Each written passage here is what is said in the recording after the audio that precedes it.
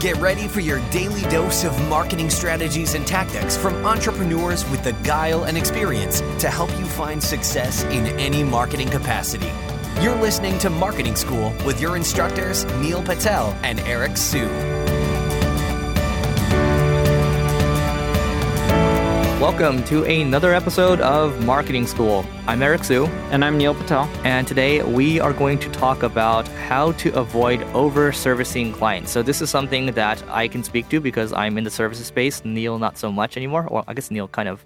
Not really, but this is mainly all you. Yeah, so I'll talk. Oh wow, look, you tried to throw it all to me. Okay, great. So I'll tell you what works. So we use a tool called Hubstaff, and that allows us to track time. It allows us to see kind of which clients we're working on. It's basically a time tracking tool. So if you're in a services-based business, it might seem like, oh, you don't want to track time, whatever. It's important for you to track time internally to make sure that you're not over-servicing a certain client. Especially, let's say you have a client that's paying you $1,000 a month versus a client that's paying you $20,000 a month. You're giving them the same time. That's a bad allocation of time. I'm not saying you should charge by the hour per se, but that's what you need to do. You need to make sure that you're auditing your time because you are in the service-based business and you only have so much time at the end of the day. So that's one thing that's important. Check out Toggl. That's Toggl. There's Hubstaff. That's Hubstaff. And there's a bunch of other tools out there like Harvest as well. So you can start with that first. Neil, what are your thoughts? Because I know you do some consulting from time to time. Yeah, make sure you follow what's in the contract. A lot of people, clients ask you for more and more and more. And if it's not in the contract, you have to learn how to say no.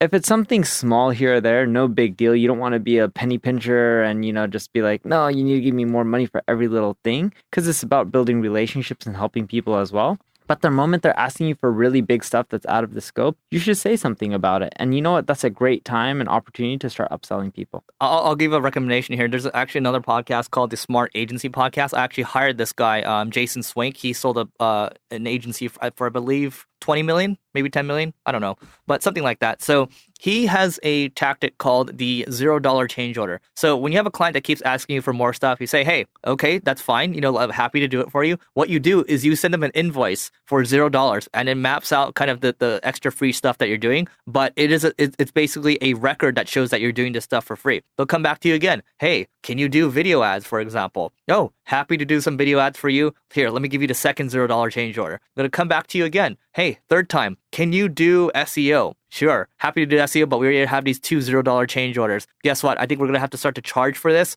So, how about that? And guess what? They're going to feel weird because they're going to feel bad because they already got 2 bits of free work for you. They're not going to want to keep taking advantage of you. And if they are, they're probably not the right fit for you long term. So that's one way to avoid scope creep, because the problem with services sometimes is people are just going to start asking for more and more. It's much easier to say yes than it is to say no, because no is actually really uncomfortable. So just keep that in mind. Use the $0 change order. Check out Jason Swenk's podcast around agencies. There's actually a lot that he can teach you.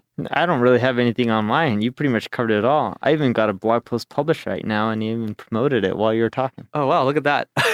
All right. So, that's it. Think about scope creep. Think about how you can protect yourself. And, if you need to charge more money overall and say, hey, this is not in scope right now. Sometimes you need to just stand up and say, this is not in scope. And here's what we need to do, to get you what you need. And then also it's the same thing. It's like Neil saying, it's an upsell opportunity. So you might launch into another kind of sales conversation and, find out what their needs are, ask them questions again, like we discussed in one of our previous recent episodes. So before we go, we have a 90-day free trial of Crazy Egg to give away to each and every one of you. No credit card is required, and it's worth up to $3,000. So to learn more, just go to singlegrain.com/giveaway, and we will see you tomorrow. This session of Marketing School has come to a close. Be sure to subscribe for more daily marketing strategies and tactics to help you find the success you've always dreamed of.